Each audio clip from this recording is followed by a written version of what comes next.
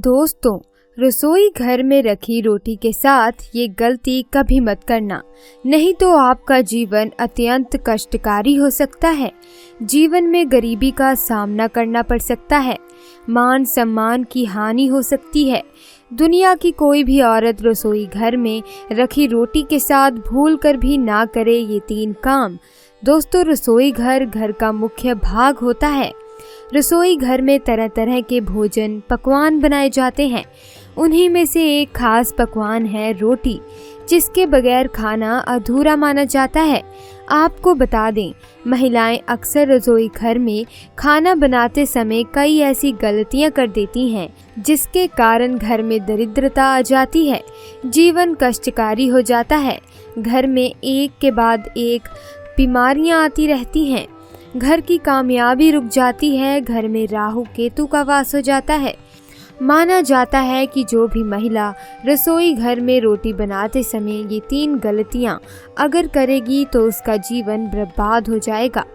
इसीलिए कोई भी महिला रसोई घर में रोटी बनाते समय ये 3 गलती भूल से भी ना करे। तो आइए जानते हैं, लेकिन उससे पहले रिक्वेस्ट है कि वीडियो को लाइक जरूर करें। दोस्तों, नंबर 1, सबसे पहले तो आपको बता दूं कि महिलाओं को इस बात का ज्ञान होना चाहिए कि बच्चे, बड़े या बुजुर्ग किसी को भी थाली में 3 रोटी परोस कर नहीं देनी चाहिए। 3 रोटियां तब निकाली जाती हैं जब किसी की मृत्यु हो जाती है, अर्थात मरने वाले के लिए 3 रोटियां निकाली जाती हैं। इन 3 रोटी की संख्या को जो भी खाता है उस पर नकारात्मकता का संचार बना रहता है। हर हाल में, किसी भी परिस्थिति में एक साथ 3 रोटियां नहीं खाना चाहिए। दोस्तों, नंबर 2, अक्सर महिलाएं खाना बनाते समय कई ऐसे गंदे काम कर जाती हैं, जिसकी वजह से पूरा परिवार बीमार पड़ जाता है, यहाँ तक कि घर का मुखिया कंगाल हो जाता है। इसीलिए किसी भी महिला को दुखी मन से खाना नहीं बनाना चाहिए और खाना बनाते समय शुद्धता का ख्याल अवश्य रखना चाहिए। इधर उधर हाथ नहीं लगाना चाहिए, वरना बनने वाला खाना दूषित हो जाता है और जो भी इस भोजन को ग्रहण करता है वो निश्चित तौर पर राहु केतु का सामना करता है।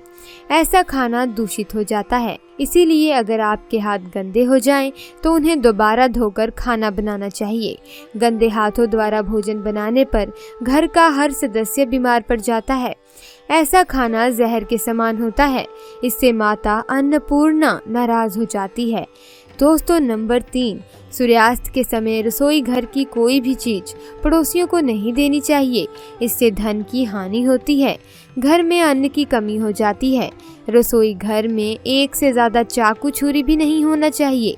इससे नकारात्मकता का संचार होता है और अन्नपूर्णा नाराज हो जाती है। रसोई घर में मकड़ी के जाले नहीं होने चाहिए, इससे राहु दोष उत्पन्न होते हैं।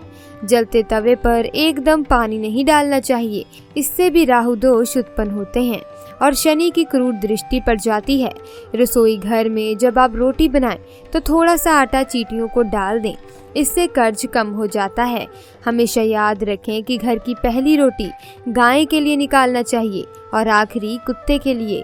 अगर आप नियमित तौर पर ऐसा करते हैं तो माता अन्नपूर्णा सदैव आपके घर को अन्न भंडारों से भरे रखती है। व्यक्ति का ऐसा नियम उसे कभी पराजित नहीं होने देता। ऐसा व्यक्ति कई पुण्यों को प्राप्त कर लेता है, जीवन में कभी कष्ट नहीं आते। दोस्तों, रसोई में मां अन्नपूर्णा का वास होता है। इसीलिए रसोई ना सिर्फ शुद्धि बल्कि रसोई में क्या करें क्या नहीं ये भी बहुत मायने रखता है, क्योंकि ये सब हमारे स्वास्थ्य, धन, परिवार की सुख शांति और समृद्धि और सोच को प्रभावित करते हैं। दोस्तों, हर महिला अपना ज़्यादातर समय किचन में ही गुजारती हैं। महिलाएं अपने परिवार के लिए हेल्दी और स्वादिष्ट खाना बनाती हैं। टेस्टी खाना बनाने के साथ साथ महिलाएं किचन की साफ सफाई का भी पूरा ध्यान रखती हैं, लेकिन इसके बावजूद भी वो अनजाने में कुछ गलतियां कर देती हैं, जो इस प्रकार हैं। नंबर 1, रसोई में सबसे पहली गलती जो अधिकतर गृहिणियां करती हैं वो ये है कि वे बिना नहाए धोए ही रसोई में घुस जाती हैं, जो कि बहुत गलत है। ऐसा आप बिल्कुल ना करें, क्योंकि इससे अन्नपूर्णा नाराज होती हैं, जिसके कारण धीरे धीरे घर के भंडार खाली होने शुरू हो जाते हैं। नंबर 2, आज के स्टैंडिंग किचन के ज़माने में महिलाएं स्लैब पर ही रोटी बेल लेती हैं, लेकिन इसका गलत असर सेहत पर पड़ता है। इसीलिए रोटी हमेशा लकड़ी के चकले पर ही बेल कर बनाएं। इससे धन लाभ के साथ साथ बीमारियां भी दूर होंगी। नंबर 3, रसोई घर को मां अन्नपूर्णा माना जाता है। इसीलिए कोई भी काम करने के बाद किचन को साफ जरूर करें। इसके अलावा गैस को भी कभी गंदा न रखें, इससे घर में दरिद्रता फैलती है। नंबर 4, रसोई की सजावट करने के लिए आप श्री कृष्ण का मक्खन खाते हुए कोई भी तस्वीर लगा सकते हैं। इसे किचन में लगाने से घर में सकारात्मक ऊर्जा प्रवेश करती है। नंबर 5, रसोई में कभी भी कोई भी टूटा बर्तन, बेकार का सामान या कूड़ा कचरा जमा ना हो। नंबर 6, इलेक्ट्रॉनिक सामान जो आपके काम के नहीं हैं या खराब हो चुके हैं, उन्हें तुरंत रसोई से बाहर कर देना चाहिए। बेहतर होगा बिजली के बेकार उपकरण या तो ठीक करवा लें या फिर उन्हें घर से बाहर निकाल दें। नंबर 7, घर की स्त्री को कभी भी बिना नहाए रसोई में प्रवेश नहीं करना चाहिए, क्योंकि ऐसा करने से परिवारजनों की सेहत के लिहाज में समस्या आ सकती है। नंबर 8, कभी भी घर का किचन और बाथरूम आमने सामने नहीं होने चाहिए। अगर ऐसा है भी तो आपको अपने बाथरूम का दरवाज़ा हमेशा बंद रखना चाहिए या रसोई के आगे पर्दा ढक कर रखना चाहिए। नंबर 9, कभी भी घर के मुख्य द्वार के समीप या ठीक सामने रसोई ना बनाएं। इस स्थिति से घर के लोगों के बीच सामंजस्य और तालमेल की कमी आती है।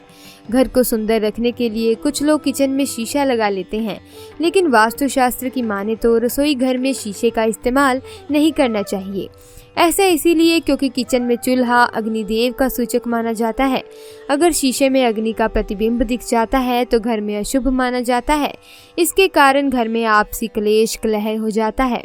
इसी के साथ साथ घर की आर्थिक स्थिति भी बिगड़ने लगती है। कई बार महिलाएं किचन में रोटी बनाने के बाद गूंदा हुआ बचा हुआ आटा फ्रिज में छोड़ देती हैं और सुबह फिर से उसी का इस्तेमाल रोटी बनाने के लिए करती हैं।